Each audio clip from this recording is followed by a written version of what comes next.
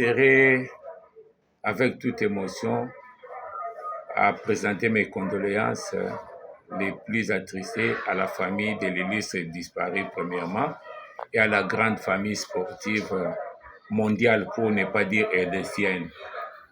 Donc, pour moi, Edingwe, c'est vraiment une grande légende. Edingwe est à la fois une personne et un personnage.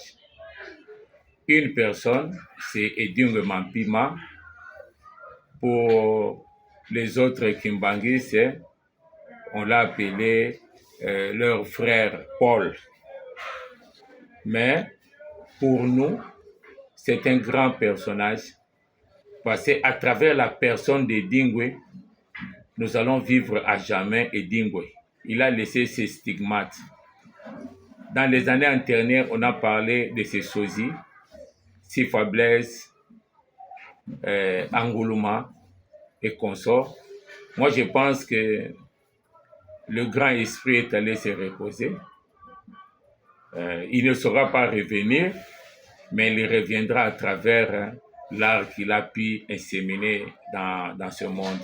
Donc, Edingwe, c'est une référence.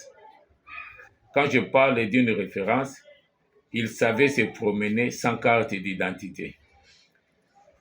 Quel est ce militaire-là, ce policier qui oserait interpeller Edingwe? Edingwe, c'est l'homme le plus populaire de la nation. Parce que quand vous demandez il y a combien de musiciens, on vous citera X, Y et Z.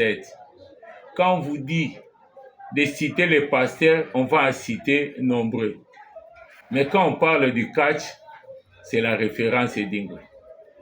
Donc, délaissé par son confrère Poumandonda, que je salue, qui est en France, Edingwe restait le seul à valoriser notre catch.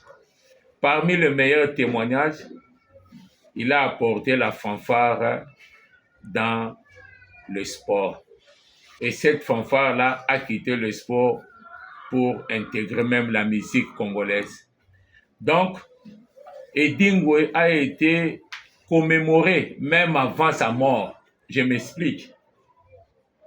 Parce que dans tous les deuils, on chante. Vous savez la chanson. Donc, Edingwe a été immortalisé avant même qu'il ne meure. Donc pour nous, Edingwe, c'est un grand baobab. Nous avons perdu un élément qui faisait la fierté du pays par son style, par son charisme, par sa façon d'être. Donc aujourd'hui, c'est une valeur irremplaçable. On peut copier, mais on ne saura pas remettre cette originalité. Il était vraiment Edingwe, quelqu'un qui a gardé sa crête pendant toute sa vie. Quelqu'un qui a sacrifié ses cheveux pour porter ce style-là.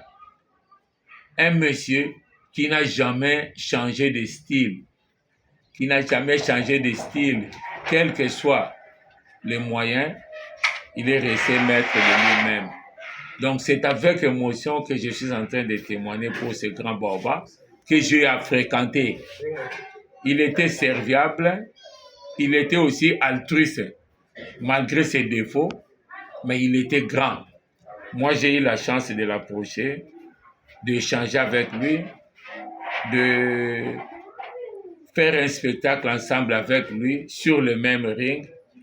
Pour moi, j'ai dit que le maître est parti, mais ce n'est que nos revoirs.